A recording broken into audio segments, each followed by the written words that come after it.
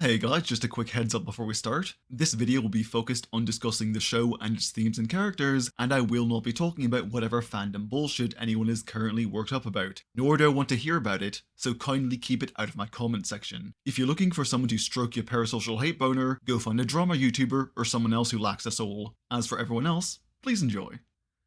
Okay, so last month saw the release of the final episode of the Amazing Digital Circus, the humorous and fun indie show that Gooseworks had been working on for a little over 2 years, and that took the internet by storm with its interesting characters, fun visuals, snappy writing, and story inspired by I have no mouth and I must scream, which is kind of the last thing you'd expect to inspire anything fun ever, but the muses are a strange and capricious force that are best followed even when it seems silly. I've really quite enjoyed the show since its initial release. It's actually my favourite glitch production to date, though I've refrained thus far from making a video on it for a number of reasons, not the least of which being I just don't like making videos in the middle of a season. But now that it's done and I finally finished my Silent Hill 3 video and left it to be smothered in the crib by the YouTube algorithm again, I'm finally ready to talk about it. So let's do that, shall we? Let's talk about the characters and themes and why I think the Amazing Digital Circus was honestly pretty great. Okay, first, a quick overview for those who need it. The Amazing Digital Circus takes place in the titular thing I just said, where human minds are held captive in symbolically appropriate and extremely marketable cartoon toy forms by Caine, the charming and toothsome AI ringmaster who's a few calibrations short of a beta build, if you know what I mean. My mind is a beeswax polished coconut. I am such a good The show starts with the introduction of Pomni, this jester-looking girl, entering the circus in the middle of the character roundup and having a nervous breakdown as she tries to remove whatever headset got her locked in this digital hellscape in the first place, but to no avail, before being introduced to the rest of the cast. Ragatha, the traumatized big sister of the group, Gangle, who has the energy of a kicked puppy left out in the rain, Zooble, the grumpy NB that has no mouth and must swear, Jax, the obligatory Tumblr sexy man who is the actual worst, and Kinger, who is the only sane one. What happened? I just remembered a really funny joke. Why did you scream then? Maybe it wasn't actually that funny. Oh my god. She's then given a quick tour of the circus and then traumatized by one of Caine's trademark terrible adventures before finally cracking her first smile of the day.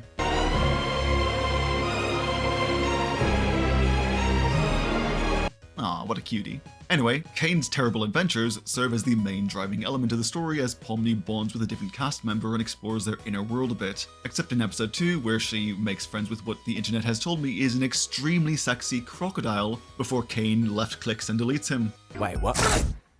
Don't cry, Pomni. Here, have a funeral. That should cheer you up. Oh my god, it actually did.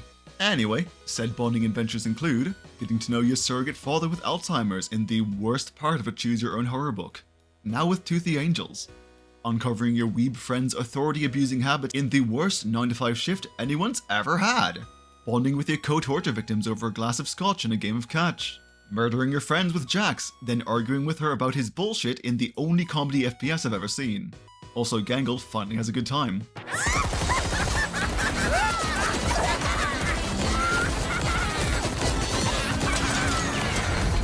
Also, Zooble gets some revenge.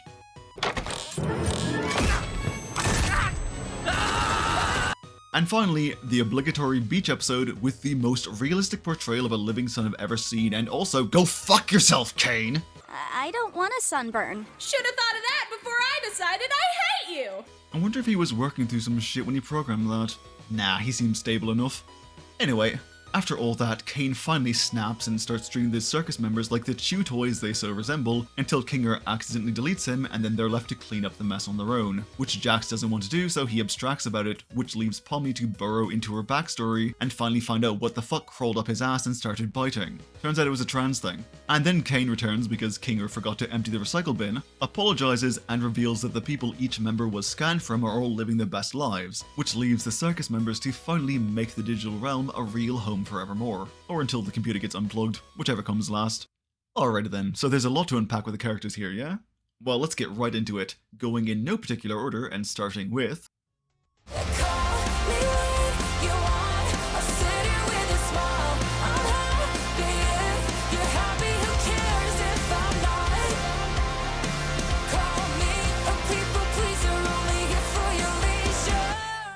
Ragatha seems as good a place to start as any because one of the major overarching themes of the show is compassion, and she's the most straightforward exploration of that as a character, as she's the first to extend a hand to Pomni when she enters the circus, the one most concerned with keeping people's spirits up, and also the one who needs it in return the most. Ragatha is an interesting character, because while some people seem to think she's manipulative due to her desperately cheerful nature and general desire to be everyone's friend, and I'm just going to go ahead and give people the courtesy of assuming those aren't bad faith reads, what's actually going on is more interesting because basically all of Ragatha's quirks are completely understandable once you realize she's an abuse victim with the fawn response. I've talked about the fawn response before in my Scarlet Hollow video, but to give a brief overview, it's a learned defense mechanism as a response to abuse and trauma that involves attempting to please your aggressor to avoid conflict. Because the idea is that if you make them happy, if you capitulate and act as agreeable and pliable as possible, then they won't want to hurt you anymore. Or at the very least, that their desire to hurt you will peter out faster. It's pretty obvious she developed this in response to her mother, as shown both by Caine's bespoke torture of her and her short rambling in Zooble's bar.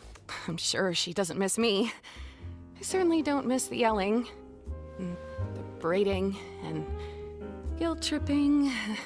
One of the biggest problems with trauma responses is that, while they're developed as survival mechanisms, they're something you actively have to work on getting rid of, because as a learned behavior, they'll stick around long after they stop being needed if you don't. And this is why Ragatha is the way she is. It's why she's so conflict averse, why she reflexively placates and has the pathological need to both people please and not take up space, and refuses to vocalize her negative emotions. They're all methods that served her in her life with her mother, and a lot of it is entirely reflexive too, which is where this seemingly conflicting desire comes from. Yo, Jax. I, hate you, but I don't want you to hate me. Is that weird? She's basically a roiling ball of repressed emotions and fears with no ability to express them for most of the show, which is why it takes her getting blitzed on stupid sauce to even start speaking her mind. This is why a large part of Ragatha's character arc is accepting that she needs to express herself and even impose on others, because what she's doing isn't healthy. She's clearly unhappy with the way she is, since she feels like she's driving people away, but she also can't take that step on her own. It's also why one of the first times she shows an unmitigated negative emotion without immediately covering it with false cheer is when she snaps at Jax at the softball game. She was already on edge from getting an immediate out, but then Jax was her charming self and yeah, you know who it goes. And then you just act like you never do anything wrong and everybody loves you, when in reality you just f*** everything up for everyone else! Okay, let's, calm down a bit. What? You're the one who said it's fine to be a jerk sometimes! Ugh. I'm sorry, Pomni. That wasn't very cool of me. It's fine. No apologies for me? This is so sad. I'm sorry, Jax. For bringing up that thing earlier. I think it's actually pretty telling that she apologizes for accidentally bringing up Ribbit and not for yelling at him. Because while she does want to vent her anger, and she is right to do so by the way, she doesn't want to legitimately upset or hurt him like she did on the hill, and she feels guilty for it. It's also worth noting that when she was berating herself, she was likely echoing her mother's words to her. I can't believe I hit it right to her. I'm supposed to be better than that. I honestly quite like Ragatha. Not only is she an enjoyable character with a satisfying arc, but the fawn response is something that generally doesn't get taken seriously, since it's most often either fetishized or portrayed as manipulative people-pleasing. So I appreciate that Goose put the effort into a fairly sensitive and even-handed depiction. Also, not gonna lie, the fact that evil Ragatha is basically an anime student council president is the funniest fucking thing to me. I'm evil Ragatha! Was the goal with the evil team to just make fun of the worst fandom reads at the time? Because that would be fucking hilarious. Would also explain why evil Jax is so submissive and breedable. Okay, moving on.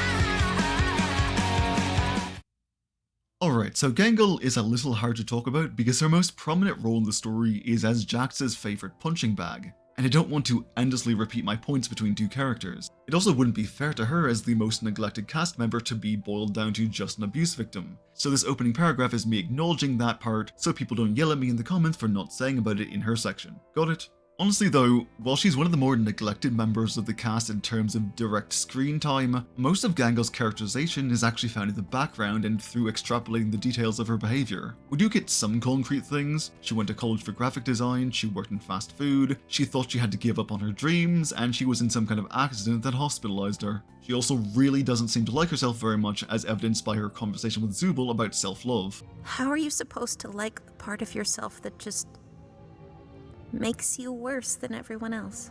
Self-acceptance is another major overarching theme of the show, and it's the one Gangle struggles with the most, though that's not especially surprising given her history in fast food. That kind of thing grinds you down on the daily. Speaking of fast food, one of the more interesting things about Gangle is how she undergoes a complete and utter transformation into a manic pixie nightmare manager at Spudsy's and drives everyone up the fucking wall. You got time to lean, you got time to clean.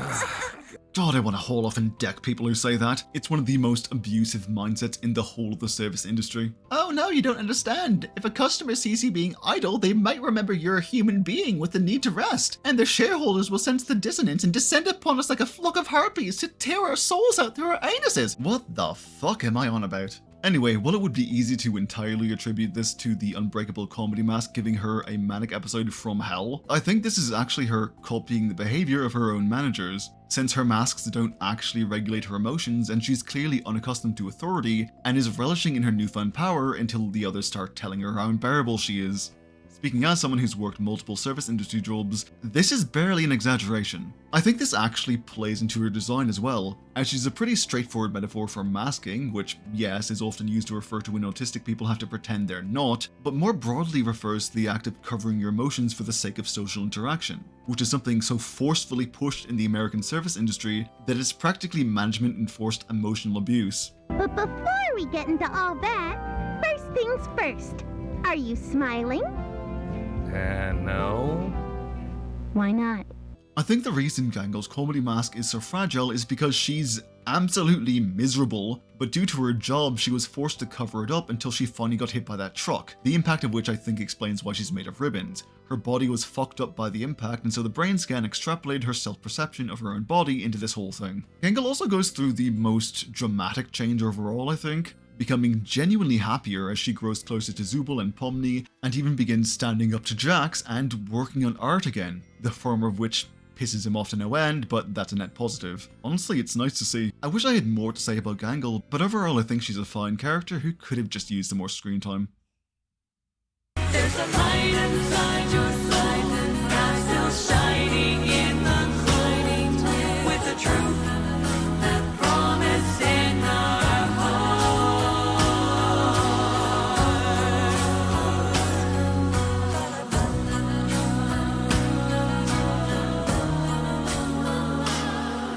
Don't forget, I'm with you in the dark. Well, if it isn't the dad who stepped up. In all honesty, while I absolutely adore Kinger and find him to be the single most enjoyable circus member, I actually have very little to say about him, because there's very little to say about him that isn't spelled out in the story itself. He's a brain scan of one of Caine's original programmers, he's suffering from a metaphor for Alzheimer's, and he's also the single funniest character in the whole of the show. Can you repeat the question? I couldn't hear you over the knives. All right, team. I may not know what's going on, or who is going on, or when is going on, or why is going on, but I do know where is going on. I'm right behind you, aren't I? He's fucking great. Kinger's actually kind of interesting because unlike the rest of the cast, he wasn't scanned in at the lowest point in his life, and his struggles stem not from an internal problem he brought in with him, but from the events of the circus itself. You know, his wife being abstracted, which alongside his age and gender and a few other things, make him the biggest outlier of the cast. What I really like is how emotionally mature Kinger is when he's mentally stable, as he takes the time to comfort and guide the other circus members and is revealed to be an incredibly kind and wise person when placed in the dark. I was only half joking about him being the group dad, since he legit acts like one and is actually one out in the real world, which is nice. I like seeing supportive father figures more often in media. It helps me deal with my issues with my own dad. That's really all I've got. I just like the dude and think he's neat. Also, he has the single funniest cuss line delivery of the entire show. Did you remember to get my comedy mask? Tired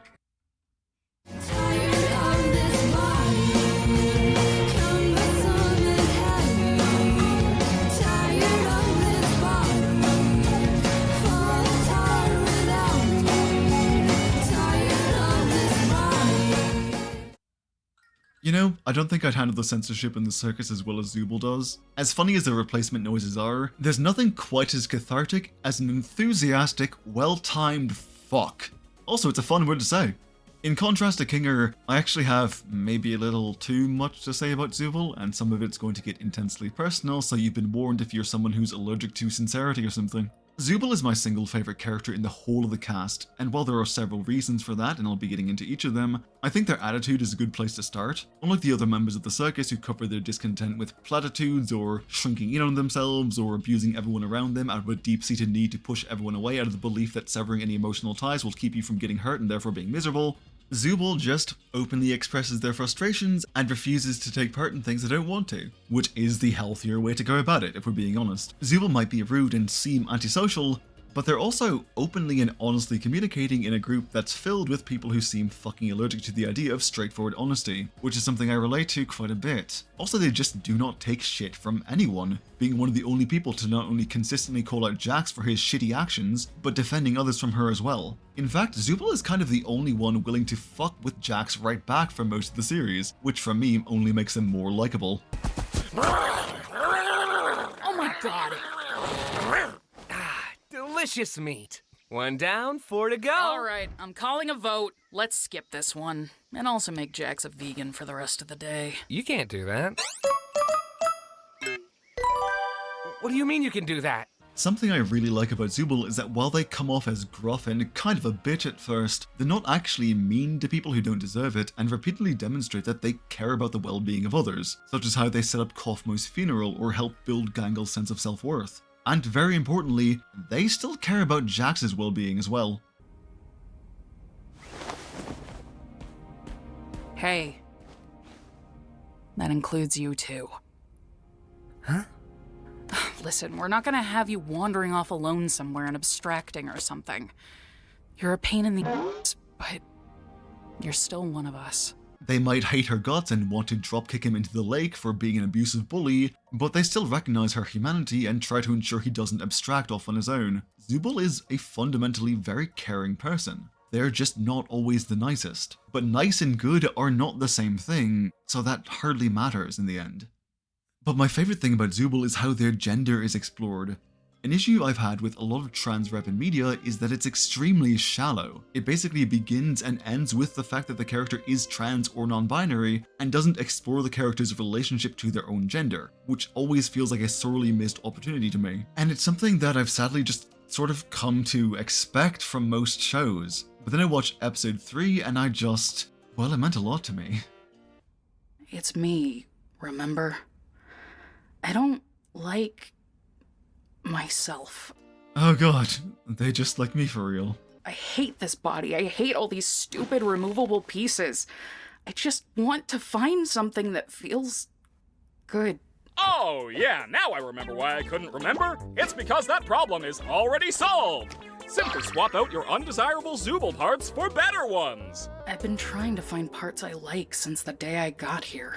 As brief as this scene is, it's honestly just really fucking good. This is Zooble expressing their struggles with the dysphoria, and Caine being fundamentally unable to understand, which is something I and a lot of other non-binary people are intimately familiar with. And the thing is, this doesn't even necessarily stem from the fact that Caine is an AI. The vast majority of cisgender and even a lot of binary trans people really just struggle to understand that for us, dysphoria is kind of unique. To use myself as an example, I identify as agender, and one of the biggest struggles I face is that there isn't really a transition goal I can aspire to. Sure, there are options to choose from. I could try things like electrolysis or hormone treatment, but these would just be moving away from what I am now and not toward what I want to be because, well, I'm not sure what that would even look like. Silly as it might sound, there's nothing physical that aligns with what I am inside, and it hurts. It's one of the reasons I don't show my face on camera. Because I hate my body and I hate myself for having to exist in it, and having to look at myself on top of everything else would make the entire process unbearably miserable. Even when given the comparative infinity of writing a script, it's still a struggle to explain this in a way that makes sense, because it kind of just doesn't. I've told a friend that I hate being called sir because it triggers my dysphoria, and his solution was to explain that sir is actually gender neutral. I once told my boyfriend that I was having a really bad day thanks to my dysphoria, and he told me, "Well, I think you're cute," which, while it was well-intentioned and very sweet, it still took all of my self-control to not scream, "It's not about what you think," because I'm extremely cranky on dysphoria days. And you can't reason your way out of dysphoria because it is intrinsically emotional and illogical. It's a thing that stems from the dissonance between who you are and the flesh prison you're trapped inside. This is why I love Zooble's words about choosing to love yourself regardless, because it is a choice that you, and quite frankly all trans people, have to make. You have to choose to be happy. And I don't mean that in a just stop being sad way. If you've ever seriously told someone that, then I hope you get hit by a bus. What I mean is you have to make the decision to pursue your happiness, to take the steps toward being who you really are. You have to choose to do things that will make you happy and to make changes to make yourself happy. And for people like me, who don't have the same steps others might, it's still a choice you have to make because you deserve to be loved, especially by yourself, no matter how hard that ends up being, or how long it takes you to get to that point. How are you supposed to like the part of yourself that just makes you worse than everyone else? 'Cause it exists. It's a part of you that's real. And the only you that you should care about is the real you. You have to choose to love yourself, even if it doesn't make sense. It's not natural, it's intentional. I completely understand why Zooble would hate their parts at first, because it feels like a trivialization of the very nature of their dysphoria to essentially throw a toy box at them and say it's solved. Just as I understand why Caine seems to view it as a vanity issue if the dysphoria pit he gave them in their bespoke torture is any indication. As I said, it all stems from a fundamental misunderstanding of what it means to be non-binary at all. Some days I feel like it would be better if I just didn't have a body, and some days I feel like it would be better if I just didn't fucking exist at all. But I'm glad Zooble was able to find some comfort in the ability to change their body. It's not perfect because nothing ever will be, but at the very least it's something better. And I appreciate Gooseworks for making me feel seen. Say what you mean, tell me you're right, and let the sun rain down on me. Give me a sign, I wanna believe. Oh boy, here we fucking go. Jax is the character I've been practically dreading talking about because no matter what I have to say, I just know I'm gonna get some fucking letters about this. The trans discussion is its own section, by the way, so jump to the on-screen timestamp if you're not interested in hearing me dissect and drag the bastard first.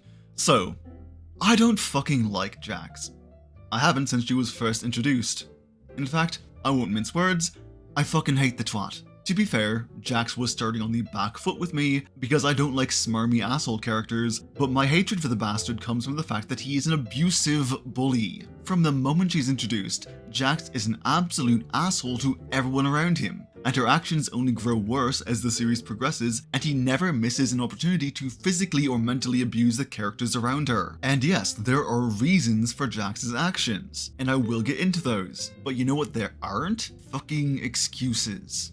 Jax's abuse of the other circus members, and it is absolutely abuse, is fucking disgusting. He is constantly berating and insulting and gaslighting and threatening and hurting them unless she's restrained, and it makes him the single biggest danger to every human member of the circus because the constant stress and misery she inflicts on them pushes them closer and closer to abstracting, just as he did with Ribbit. And the thing is, despite my fucking disdain for Jax as a person, I love the writing that went into it, because it is a no-holds-barred examination of just how deeply fucked up and miserable you have to be to act this way around others. Because people who engage in wanton cruelty are never fucking happy themselves. They just think that if they make other people more miserable than they are, then somehow it'll balance out. Jax is a fundamentally broken wreckage of a human being who, due to her past, has formed a pathological inability to be vulnerable on any level, and this includes emotional sincerity, which is why Jax is always hiding behind that totem pole-like smile and playing everything off as unimportant or uninteresting.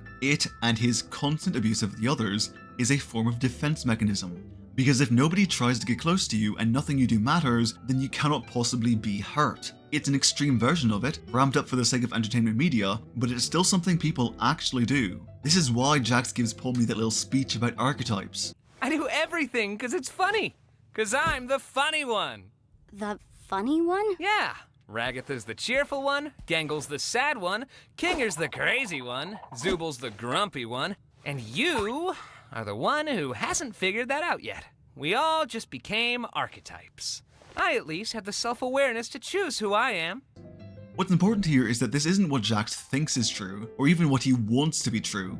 It's what she needs to be true. He needs the circus to not matter. She needs the circus members to not be real people, and needs his actions to hold no meaning, because if they don't, then she doesn't have to confront the fact that he drove his best friend to suicide, which is what abstraction is a metaphor for, by the way. And she also doesn't have to feel bad for hurting the others, because maintaining that delusion is the only way he can live with herself.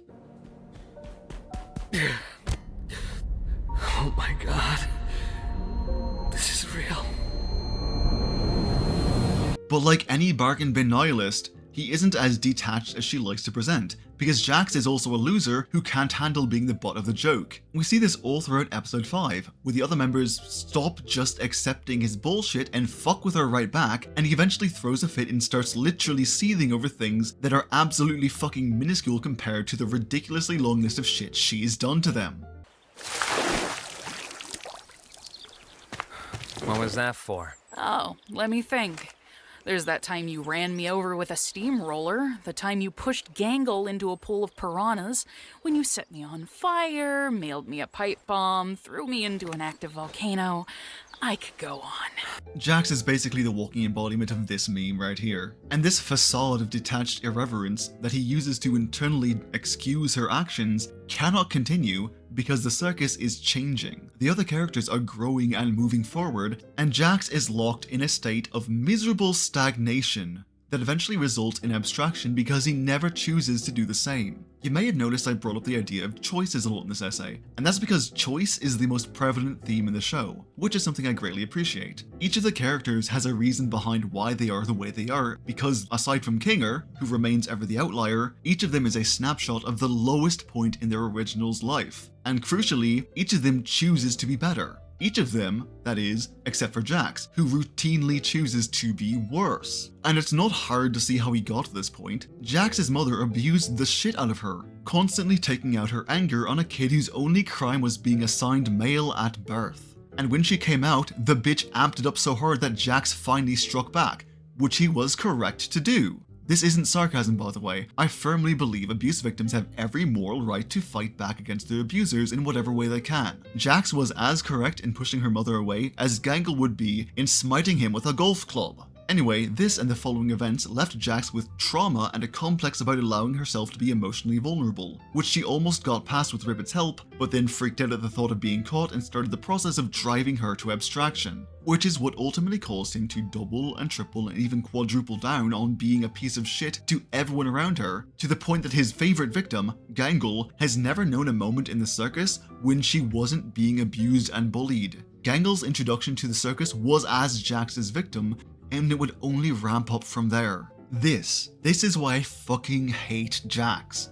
Because at every opportunity, he chooses to be the worst. She's not the only person who suffered, she's just the only one who refuses to grow past it. Even Caine makes the choice to change for the better. And this is why I love the writing, but hate the bastard himself, because at no point does the show pretend there's any excuse for this, because there is no excuse for it. When Jax finally abstracted in the finale, my response was not, "Oh no, how sad," it was, "Fucking finally, took you long enough." Because what would you honestly expect my response to be after 9 episodes of that bullshit? If you knew someone like Jax in real life, you would fucking hate them. In fact, I have, and I did. All that said though, I do understand why the characters cry for Jax after he abstracts, because she was one of them. He was a person. Jax was a fixture in their lives, and even abusive relationships have to go through the stages of grief when they end. If you've ever thought someone was crazy for crying at the end of an abusive relationship, they're very not. You don't strictly mourn the loss of a person, you mourn the loss of an emotional connection. And whether it was negative or positive, the connection with Jax was there, despite her constant abuse and attempts to ensure there wasn't one. I don't feel bad for Jax because she did this to herself, and because he actively chose to be the worst version of himself, despite every chance to be better and every time someone extended a hand, offering only pain and misery in return, and having a hand in the deaths of two of her closest friends. Of the human members of the circus, Jax is the only one who deserved to be punished in any way. Not because of what he was or did beforehand, but because of who she chose to be, abusing the people around him and endangering their lives by causing pain and misery every day. Caine may be the main antagonist, but Jax is the closest thing to a villain the show ever had. Now then, let's set all of that aside and talk about the trans rep thing. So the simple truth of the matter is that Jax is transgender. There's no real argument to be made here. That is the text of the story, and that is what matters. And while I can understand the surprise or confusion people may have been feeling when the finale came out, there really is no point in trying to debate that fact. Also, for those wondering, I've been alternating between masculine and feminine pronouns for Jax because Goose clarified either work, and I always strive to do so if people have multiple sets.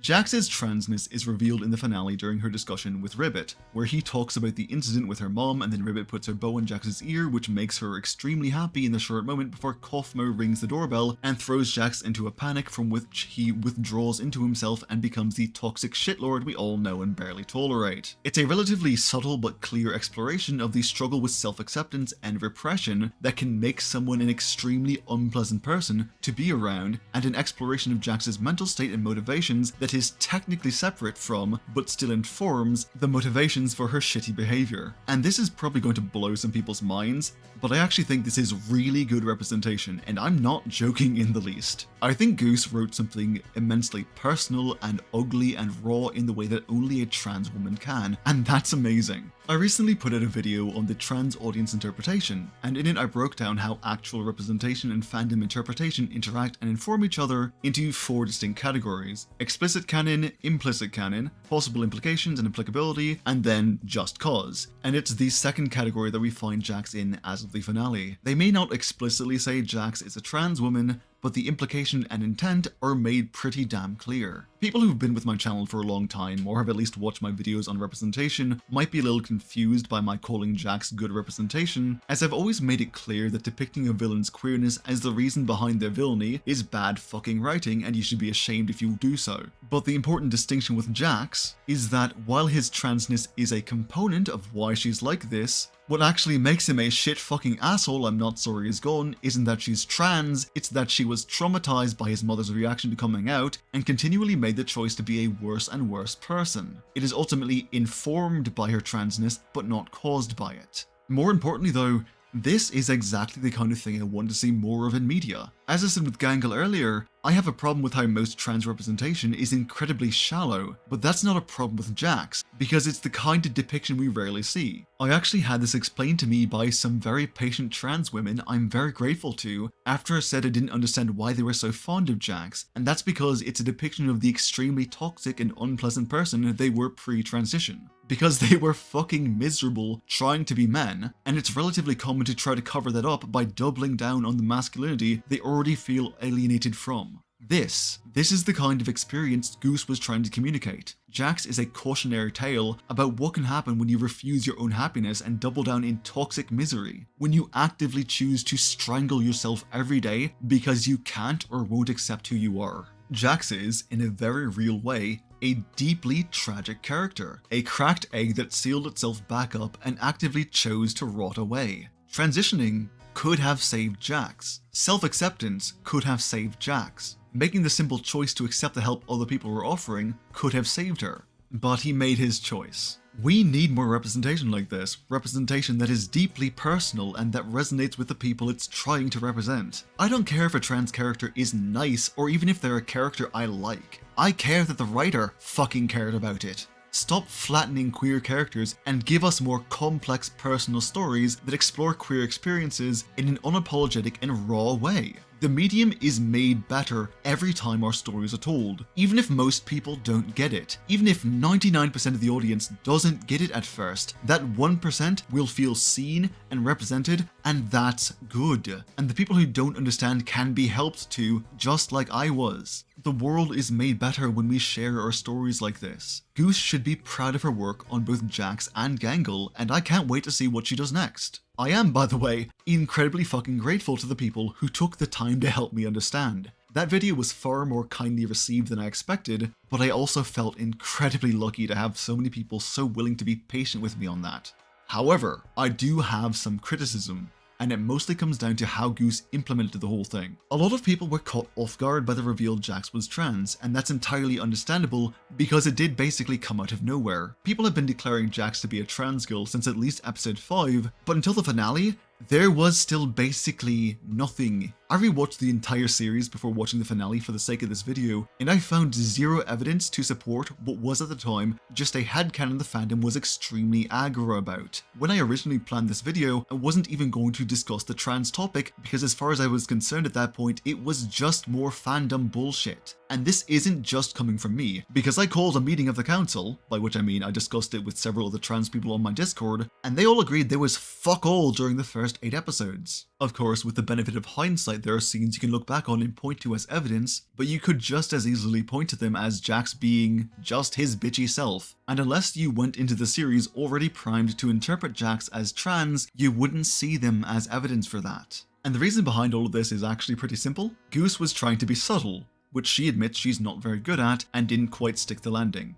And you know what? That's entirely fair, because I don't know if you realize this, but writing subtle representation correctly is actually really fucking hard. Both because subtle storytelling in general is harder to pull off, but when it comes to representation, you also have your own bias getting in the way. The thing about writing LGBT stories when you yourself are LGBT is that your own familiarity with the subject skews your perception of what's obvious and what isn't. So it's actually really easy to write what feels like a subtle hint to you that's completely invisible to the average layperson and even other people in the LGBT community. And I think that's what happened here. This isn't a knock against Goose, by the way. This is the kind of thing I went to college for, and I'm not confident I could properly pull it off either. This was a learning experience, and she'll do better next time. It's nothing to be ashamed of. I'm sure some people are confused by my praise for the representation, considering I just spent like 10 minutes going off about how much I hate the prick, and indeed, none of this makes me like Jax as a character even a tiny bit more. But I don't have to like a character to acknowledge their well-written or good representation.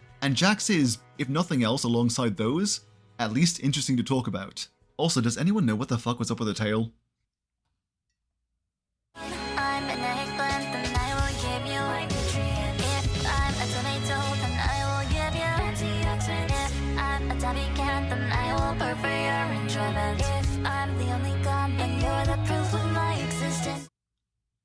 Caine, the main antagonist of the story. I actually find him utterly fascinating because he's a good example of how drastically different a character can be with a single core motivation changed. As a character, Caine can be summarized by one simple question.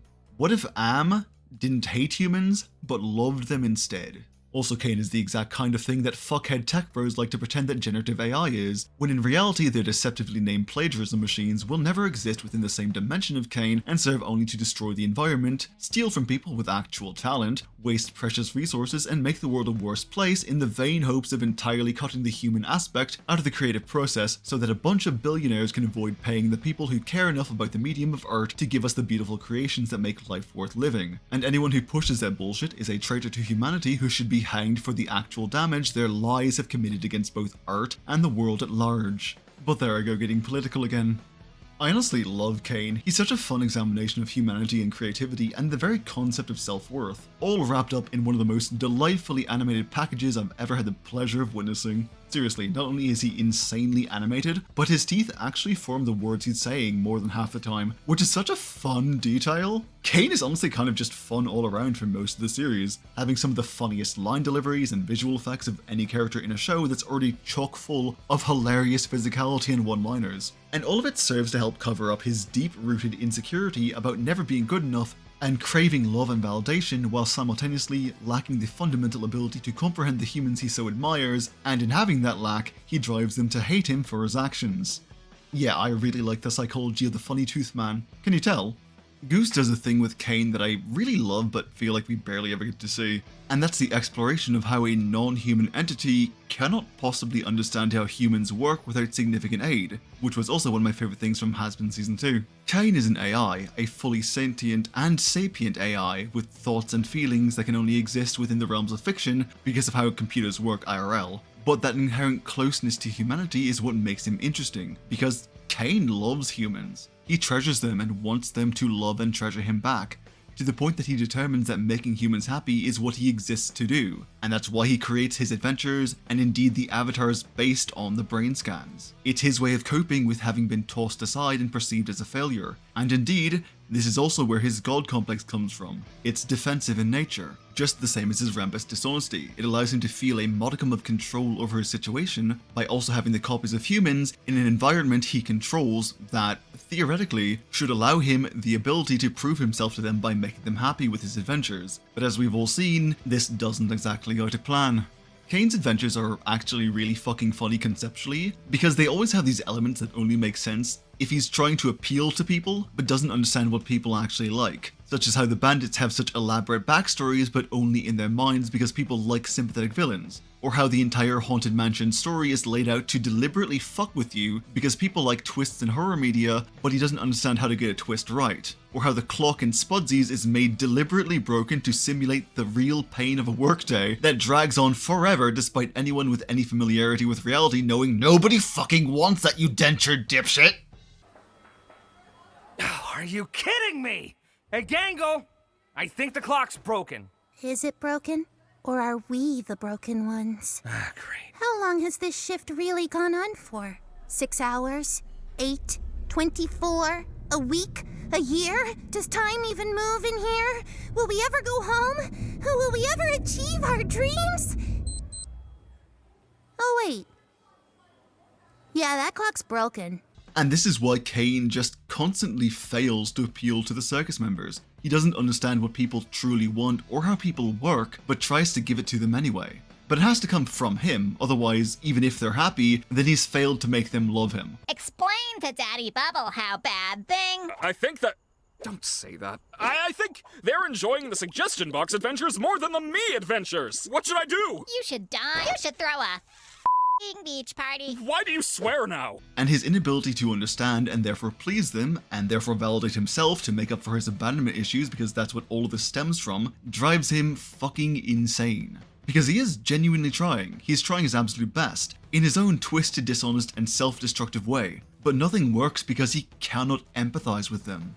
His last resort was the astonishingly ill-advised Escape the Circus adventure, because he couldn't understand that pretending an exit exists as a response to their desire for an actual fucking exit would make them fucking hate him more than they already did. The results of which forced him to confront his own inadequacies and led to his crash out in subsequent temper tantrum, and to him finally saying what he actually feels. Why do you people torment me? It didn't have to be created. I just wanted to fulfill my purpose. I think it's rather telling that the final straw ends up being Pomni telling him, "You just don't listen." Because he does listen. He just doesn't understand because he can't understand, and he takes that failure personally. Zooble was right. He is ultimately throwing a temper tantrum, but it's also interesting just how personally he takes their words when devising their bespoke punishments. Oh, nothing I make is any good? Really, Pomni? Even Gummy Goo? What home are you talking about, Ragatha? What home did you ever have? I don't let you do things your way, Gangle. I made Spudsies at your fucking behest. I have a fragile ego. I've given you everything you could want, Zooble, and it's never been enough. And Jax, you say I'm a liar? When was the last time you were honest with anyone about anything? In the end, it's the constant spurning of his love that truly drives him to the brink. For what is hate but jilted love? What is glass but tortured sand? Sorry, I couldn't resist. His feelings are understandable, but nothing excuses the way he acts, which he himself understands in the end, and that's why he makes the changes he does. It's why he nerfs himself and democratizes control over the circus and even searches for information on the real counterparts of the big tops. He knows he needs to change and earn his place in their lives again, and so he does that. So yeah, I like Caine, one of my favorite antagonists ever, 10 out of 10.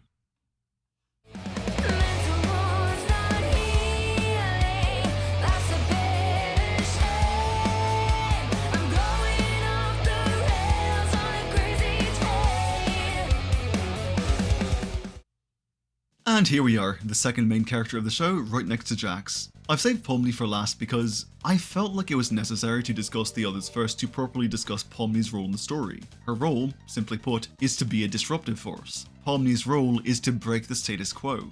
Really think about it, Pomni's introduction completely alters the group dynamics, because she's the only one who refuses to sink into the mire of acceptance that everyone else has. She enters the circus afraid and is subsequently traumatized both by Kaufmo's abstraction and Caine's disposal of Gummigoo before she finds immediate and deeply needed solace in the kindness of the others and the display of care that the funeral ultimately serves as, and so she tries to make them happy in return. With the exception of Gangle, who she never really interacts with on any deeper level, Pomni grows close to and helps each member of the circus. She's the only one to take the time to understand Kinger. She's the first to show Gangle real compassion and try to ease her burden. She affirms her friendship with Ragatha and prompts her to open up and be more honest about her emotions, and she tries over and over again to be Jax's friend and dig her out of the grave that he's firmly planted himself in. But Pomni couldn't save Jax in the end because she just can't help someone who doesn't want to be helped. She's also more observant than a lot of the others as well, picking up on behavioural inconsistencies and small details that allow her to really get into the heart of the other characters. She's the catalyst for change in the circus,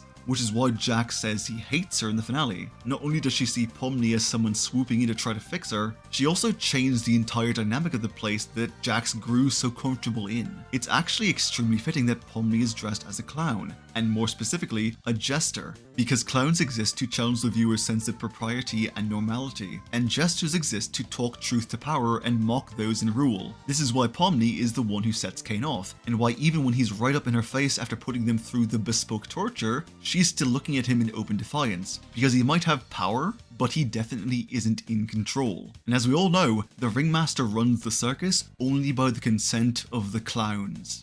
Pomni is one of my favourite types of character because she defies and changes the status quo simply by choosing a better, kinder way.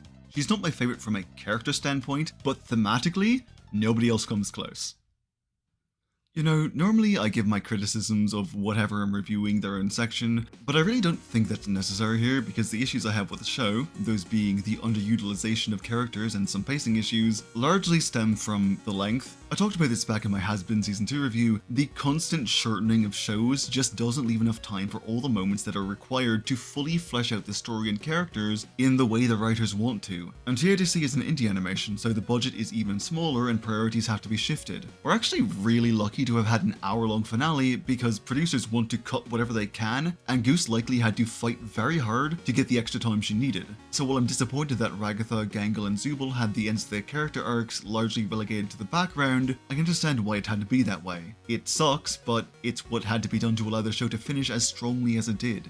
And it did finish quite strongly. It was a really good end to a really pretty great show that had a lot of fucking strengths to it. The characters were incredibly charming and well written, and a lot of diligence and care was put into every moment that mattered to really bring the emotions across. And the show was also really damn funny. Not just the writing either, though that was more than up to snuff. I fucking love the visual humor we got, as the characters' bodies and actions have such a delightfully silly and, for lack of a better word, animated feel to them that only serves to highlight the absurdity of the entire thing, which is exactly what it needed. And it also gave us two instances of the best and most personal trans representation in modern media, which resonated with people on a personal level in a way that you almost never see, and that alone is worthy of praise. Obviously it's not perfect, and if you had problems with the show then I understand, but I just don't care about nitpicking or performative outrage over little things that really don't matter in the end. And yes, I do consider things like the ending not being what you were expecting it to be a nitpick.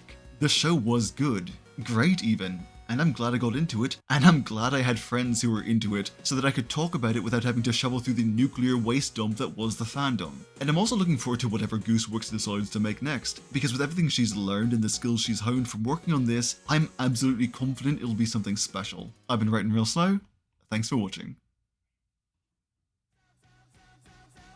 Hi there, welcome to the credits, thanks for getting through to the end. This video ended up being a little longer than I intended. I also want to give a huge thanks to my Patreon members for their support, with special mention going to Owen Oofs, Anu, Wisteria, Tetraphobe49, Lustrous Lizard, and Felby.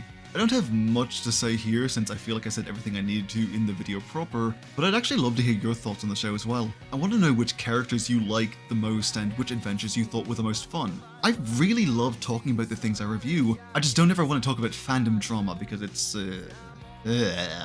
Anyway, I've got to go because I've got that Legend of Aang video to work on, and I'm a bit behind on everything due to my mental health being particularly bad this month. So I hope you all enjoyed the video, and I hope you have a lovely day. Bye.